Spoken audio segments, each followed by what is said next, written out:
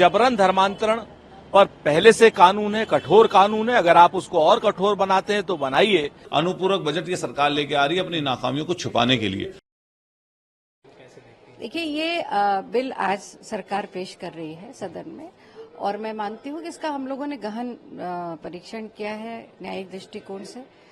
इस पर हम अपना पक्ष रखेंगे, क्योंकि ये एक सामाजिक अपराध है। ये कोई अपराध ऐसा नहीं है जिसपे इस तरह की सजाएं जो उसमें लिखी गई हैं, कहीं ना कहीं इसको अप्रोच का और एड्रेस करने का अप्रोच सरकार का वो गलत है। आप पुलिस के हाथ में एक इतनी बड़ी चीज को जांच करने के लिए नहीं दे सकते जिसमें सजा उम्र कैद तक की हो। तो इसमें कई गंभीर बिंदु हैं और उसको हम सदन में रखेंगे। लव जिहाद शब्द का इस्तेमाल जिस तरीके से देश को, प्रदेश को भारतीय जनता पार्टी की सरकार सांप्रदायिक बनाने में कर रही है, उसका राजनीतिक इस्तेमाल कर रही है, वो अपने आप में निंदनीय विषय है। जबरन धर्मांतरण पर पहले से कानून है, कठोर कानून है। अगर आप उसको और कठोर बनाते हैं तो बनाइए।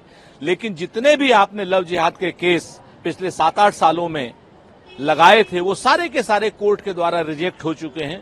कानपुर में 6 से ज्यादा केस थे, सब में पुलिस को फटकार लगी है।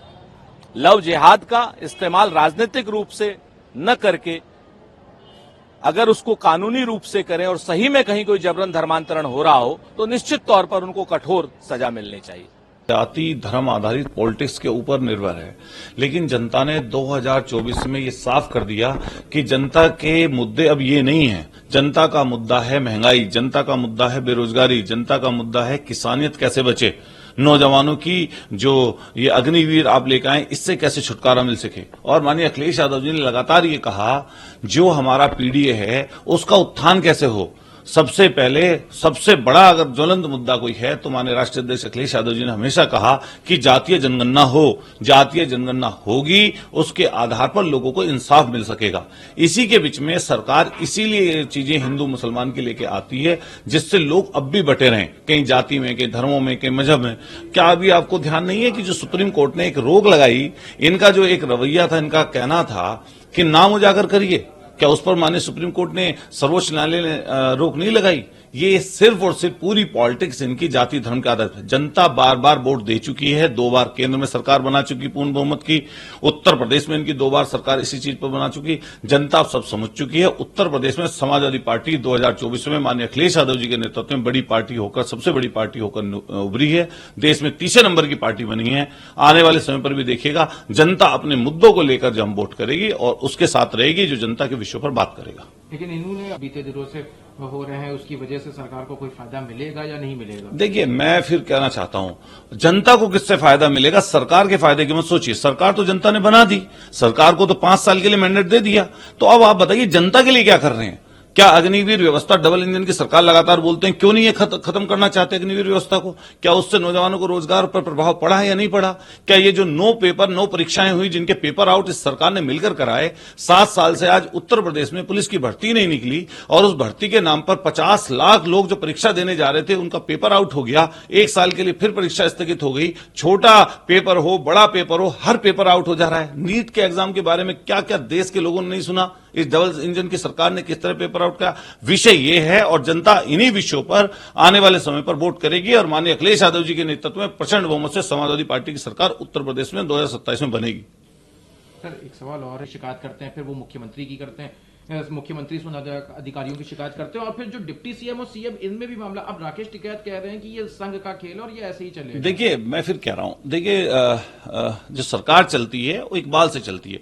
इस सरकार का जनता में इकबाल खत्म हो गया, जनता में विश्वास खत्म हो गया और ये जो दूसरे के घर में लड़ाई डालने का काम करते थे, आज उत्तर प्रदेश में भारतीय जनता पार्टी के सारे नेता लड़ रहे हैं।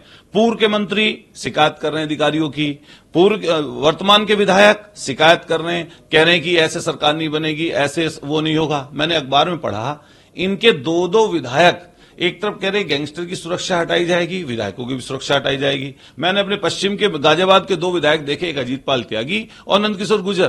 क्या हुआ, दोनों की सुरक्षा 6-6 महीने बिना सुरक्षा के रहे। सोचिए इनकी हालत क्या है। और इन सारे घमासान के बीच में जनता इस समय आस किसी से लगाए हुए है तो माननीय अखिलेश यादव जी से लगाए हुए, और निश्चित रूप से 2027 में हम लोग विजय की तरफ बढ़ेंगे और जनता की जो आकांक्षाएं हैं, जनता के जो मुद्दे हैं, जनता के विषय हैं, उन पर सरकार बनाने का काम करेंगे। एक आखिरी सवाल है, जहां पे उत्तर प्रदेश का उद्बोधन देखा गया, उन्होंने कोचिंग के इशू को उठाया। दूसरी तरफ अवधेश प्रसाद जी का जो एक सबसे चर्चा का विषय रहा कि अयोध्या में जो कई जगह पे डेवलपमेंट के नाम पे जो सड़क पे या जो कहीं कहीं पे जो जमीनें आवंटित करी गई, उन्होंने कहा उसकी भी जांच होनी चाहिए, क्योंकि तमाम लोग थे जो बीते दिनों अखिलेश यादव जी से भी मिले थे, उन्होंने शिकायत करी थी कि उनकी जमीनें चली गई। तो कहा उसकी जांच होनी चाहिए, हाई लेवल जांच होनी चाहिए। माननीय अखिलेश यादव जी ने बिल्कुल सही कहा। सदन में कोचिंग का विषय उठाया। जो आईएएस की तैयारी करने बच्चे गए हुए थे, 3 बच्चे सिर्फ और सिर्फ इस सरकार की लापरवाही के कारण मौत के आगोश में चले गए। हम कहना चाहते हैं, माननीय अखिलेश यादव जी ने कहा कि 1 करोड़ रुपए इस बच्ची के परिवार को उत्तर प्रदेश की सरकार को देने चाहिए। और जिस तरीके से बेसमेंट में पानी घुसा है उसको सब लोग बात जानते हैं, सब उसको पता है, जानकारी है। इसी तरह उत्तर प्रदेश में भी भारतीय जनता पार्टी के नेता, उनके से जुड़े हुए लोग भूमाफियाओं के रूप में काम कर रहे हैं। हम चाहते हैं कि सरकार जांच कराए कि कौन कौन जमीनों के काम कर रहे हैं। अयोध्या के विषय में बताना चाहता हूं, जनता जनार्दन ने समाजवादी पार्टी में विश्वास जताया है और निश्चित रूप से जो अवधेश जी ने विषय और मुद्दे उठाए, मर्यादा पुरुषोत्तम भगवान राम की उस जन्मभूमि के स्तर से जहां पर अनेकों महापुरुष जन्मे, तो वहां से अवधेश प्रसाद जी समाजवादी पार्टी पर विश्वास जताते जनता ने उनको जिताया है। वहां के भी 0 बजट में कुछ उन्होंने नहीं रखा, जिसके लिए अवधेश प्रसाद जी ने वहां से आवाज उठाई थी। अनुपूरक बजट ये सरकार लेके आ रही है अपनी नाकामियों को छुपाने के लिए। और अभी जहां आप कह रहे हैं कि संशोधन बिल आ रहा है, वहीं निजी अभी विश्वविद्यालयों का भी ये संशोधन बिल लेके आ रही है। हम ये निजीकरण की तरफ सरकार धकेलना चाहते हैं। गरीब गुरबा लोग कहां जाएं, परेशानी दिक्कत में, हम लोग उसका भी आज विषय अलग अलग रूप में उठाएंगे।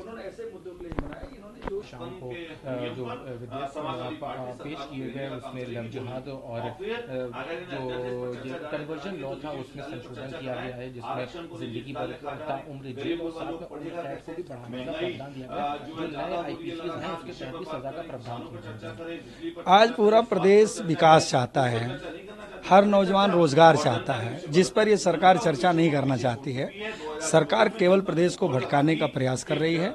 अभी आपने देखा होगा कितना बड़ा इन्होंने जो नाम को इन्होंने प्रकाश में लाने के लिए अध्यादेश जारी किया था, उस पर सुप्रीम कोर्ट के निर्णय के बाद उस पर रुकावट आई। ये आज पूरे प्रदेश की जनता ने जो सरकार बनाई है वो विकास के लिए बनाई है। 2024 के चुनाव में आपने देख लिया कि 2024 की जनता ने एक साफ संदेश दिया है कि विकास के नाम पर सरकारें बनेंगी, रोजगार के नाम पर सरकारें बनेंगी, संविधान के साथ छेड़छाड़ करने वालों के खिलाफ सरकार पब्लिक रहेगी। इस सब चीजों को लेकर के जिनके इस बिल का कोई बहुत अर्थ नहीं है, ये केवल प्रदेश को भटकाने का प्रयास कर रहे हैं। अच्छा, आज ये बिल पारित होगा तो आप लोगों का क्या इसमें पक्ष रहेगा? मैंने आपसे बता दिया कि हम लोगों का जो आज प्रदेश की जनता जो देखना चाहती है, अभी आपने कल देखा विधानसभा के अंदर पूरा जिस तरह से बिजली के सवाल को लेकर के विपक्ष के लोगों ने सवाल प्रदेश की आवाज को उठाया, लेकिन वर्तमान सरकार ने केवल झूठ के पुलंदे प्रस्तुत किया। चूंकि उनके पास न बिजली है, न उनके पास रोजगार है, वो केवल प्रदेश को भटकाना चाहते हैं, वो किसी भी जवाब को देना नहीं चाहते हैं। इसलिए समय समय पर इस देश को बांटने के लिए, समाज को बांटने का वो प्रयास करते हैं। अयोध्या के चुने गए सांसद और समाजवादी की उन्होंने अहम मुद्दा उठाया। उन्होंने कहा अयोध्या में जो जमीनों का आवंटन हुआ है, जो लोगों से जमीन ली गई है, उसकी जांच होनी चाहिए, क्योंकि उनका आरोप है कि कई जगह से गलत तरीके से सरकार ने भूमि अर्जित करी है। अगर उन्होंने इतनी बड़ी देश के सदन में जाकर के इस बात को उठाया है तो निश्चित रूप से देश की सरकार को संज्ञान लेना चाहिए। और संज्ञान लेकर के, चूंकि अयोध्या के मेंबर ऑफ पार्लियामेंट हैं, जिम्मेदार व्यक्ति हैं, काफी समझदार हैं, उन्होंने जो बात उठाई है तो निश्चित रूप से देश की सरकार को संज्ञान लेना चाहिए। और उस जमीनों के जो भ्रष्टाचार है, आज बहुत लंबे समय से हमारे नेता आदरणीय अखिलेश यादव जी ने आगाह करने का प्रयास किया, गरीबों को के सम्मान के लिए उन्होंने लगातार लड़ाई लड़ने का प्रयास किया, लेकिन इस सरकार के कभी कानों पर जू नहीं रेंगी है। तो मैं चाहता हूं कि जो माननीय सांसद जी ने इस बात को उठाई है उसको सरकार को संज्ञान लेना चाहिए और जांच करके भ्रष्टाचारियों को निश्चित रूप से दंड देना चाहिए।